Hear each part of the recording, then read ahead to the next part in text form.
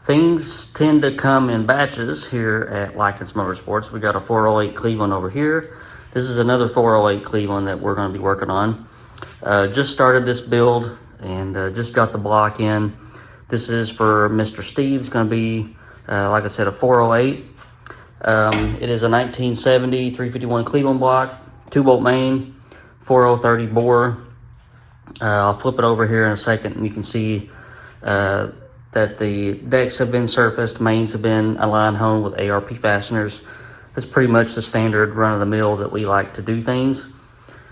Brass freeze plugs. Already got the cam bearings in. I'm getting ready to detail our oil pump hole and also chamfer the bottoms of the cylinders. But everything else has pretty much been done. We always tap this big hole here in the front main for a pipe plug.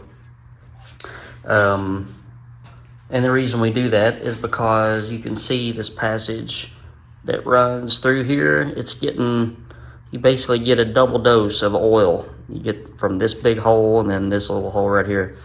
It's very much too much. So we just plug that hole all together. And this hole is big enough to feed the main bearing. So several weeks ago, got an email, phone call from a prospective customer wanting a Cleveland. And, you know, we sent emails back and forth, phone calls, and made the decision that a 408 with a factory block and factory 4-barrel closed chamber heads would be exactly what would fit the bill. Cleveland blocks are getting harder and harder and harder to find. So, you know, us engine builders, we kind of have a network of friends, and I put out some feelers and I'm like, hey, you know, I'm all out of Cleveland blocks. Do you guys have anything? Mr. Jim Johnson, Johnson's Automotive in West Virginia, shot me a text back and said, yep, got one.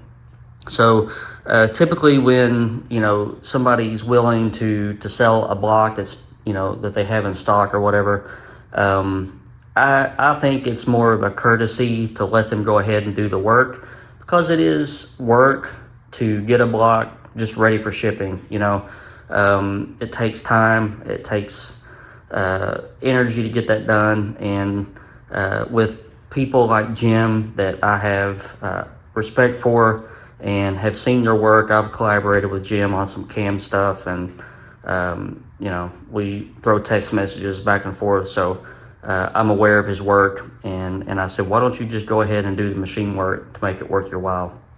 So everything's been done. I told him the specs that I wanted, you know, where to hit the mains, what the bore size was going to be, what the deck height I wanted, and everything like that was done. So, like I said, I'm getting ready to detail the oil passage down in here. Fords are pretty bad for just making it goes straight down and then straight that way. This is one of those things where I've not done an A/B test on it. So, you know, I think I've mentioned this in videos before. Engine builders have their own ways of doing things. Sometimes it's because something has happened along their route of experience that made them change something, and that's the process that they've held. Sometimes it's just stuff that you've heard or, you know, had friends tell you or whatever. I've never done an A/B test on whether this, you know, sharp bend at the bottom of this or the top of this passage is hurtful in any way. To me, it makes sense just to try to round that out since I can get to it. Now, there's oil passages throughout the block that I can't get to. So my gut tells me that it probably won't make much difference, but we're going to do it anyway. You know, there's tons of 90-degree oil route, oil flow changes in these blocks, and in heads and that sort of thing, and you can't get to it, so it generally just doesn't do any harm. So this block's been magged and pressure tested, and here is an indicator of how detail oriented a shop is. Jim knocked the freeze plugs in this block so he could pressure test it, and this is the way that I do things. And I try to be detail oriented as well. As you notice, all the freeze plug lettering is facing the same way. If you turn this block right side up on the engine stand, the lettering would be right side up. So he did all of them that way. So that's kind of a cue that somebody is detail oriented and mindful of their work. Let me get this flipped over. We'll talk about some other things. All right, here's the top end of the block. Nice smooth deck surface finish like we like to see. Lifter bores have been honed. There were a couple of tight ones that were opened up. The big honking hole here in the front with the casting flash that is in pretty much every block. I usually grind that down. He's already done it. And of the two 408s, this one's going to be a little bit more rowdy. Big cam, single plane intake, more compression. This one's going to be a little bit more on the milder side, and there's nothing wrong with that.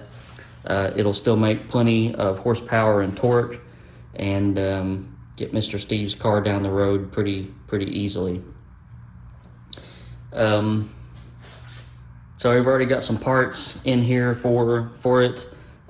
We're using some Scat I-beam rods, 6-inch rods, and a Scat cast crank, which is all that you need for something around the 525 horsepower level. And once the build gets a little bit further along, we'll start taking some measurements and everything for that. Drop the heads off, and they'll be baked and tumbled. And we got some SI valves coming. I had to do some custom exhaust valves. They're on the way. Bronze valve guides. We'll cut the pedestals down for screw in rocker arm studs, and we'll also pressure test those heads and get them ready to rock and roll. So we're gonna be aiming for probably compression ratio somewhere around 9.7, 9.8. We'll have to see where the heads come in. If you caught my video from last week or the week before, I always advise on ordering the pistons last. You never know what these old heads have seen in the last 50 years. And you don't know where they lay as far as tolerances on chamber volume and that sort of thing. So always order the pistons last. So I said that about the compression ratio to say this. Guys get so wound up about running as much compression as I possibly can on this street build, and that's what I hear a lot when I get emails for cams and that sort of thing. Guys, do not shoot yourselves in the feet, please, with high compression ratios. If you're aiming to squeeze every last drop of compression out, you could very well put yourself in a spot where you wish you hadn't. Pump gas is nasty these days. The octane rating varies, all over the place. The amount of horsepower that you get from, say, 10 to 1 to 11 to 1 isn't worth going through all the hassle of worrying about pump gas to get. You're probably in the overall scheme of things with a streetable cam and that sort of thing, you're probably looking at single-digit horsepower gains between 10 and 11. Now, if you were to go between 10 and 12 or 10 and 12 and a half, something like that, then you would probably see some good bumps. But don't shoot yourself in the feet, please. There's nothing worse than getting an engine all together and, running it and throwing some 93 octane in it, and then you're getting spark knock. You're having to pull timing out of it to get it to run. You just don't want to do that. A 9.5 to 1, 10 to 1 motor, is perfectly fine. We match it to the cam, and they still sound good. And I know that compression sounds good, but you also have to cut your losses sometime. You have to remember that engines have volumetric efficiency. A lot of well thought out engines have higher than 100% volumetric efficiency. That means that they're pulling in a lot of air fuel. When you do that, you compress it. You see ratios higher than what you would calculate statically. So I can name all the reasons why it's just not a good idea to push the limits on compression. All right, so I went ahead and knocked out the oiling work, so not much to do here. The hole actually matches the oil pump hole pretty close, but I just took out that roof and made a more gradual turn into, you can see how much stuff comes out of there. And then I also deburred the bottoms of the cylinders. They were actually not bad, but with a 4-inch stroke, the piston comes out of the hole a little bit. All you need to do is just take a sand roll, cartridge roll on a mandrel and just hit the bottoms, and then come back and hit these sides too. So I forgot to add this little tidbit of information. Haven't mentioned this in a while. If you don't do this and your piston does come out a little bit, this sharp edge on the bottom of the cylinder will tend to just roll the aluminum off the piston skirt, and then you start seeing score marks on the cylinders where it just piles material and stuff in there. I've seen guys take motors apart and they've got scratches and stuff that go vertically on the cylinders. That's generally the reason why. You want to smooth that out.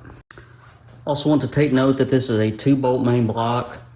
On the Cleveland stuff, don't get hung up on whether it's 4 bolts or 2 bolts. A 2-bolt main block will pretty much handle most of what you guys can put through these engines, especially with good fasteners and stuff on the mains where the caps don't, they don't want to walk.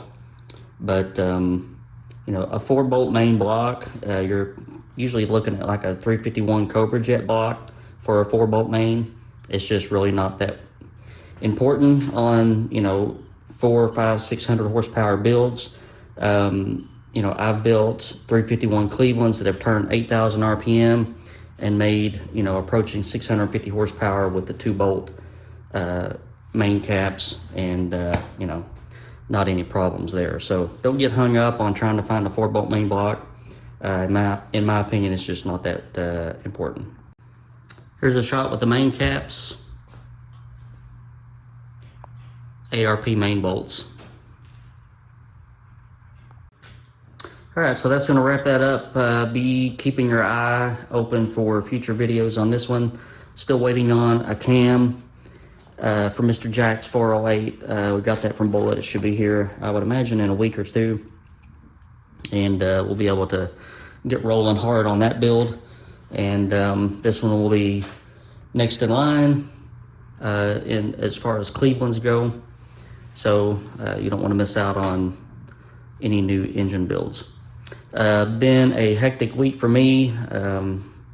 We'll wrap up the engine talk and just talk about personal stuff real quick. So this week was supposed to have been my private pilot check ride.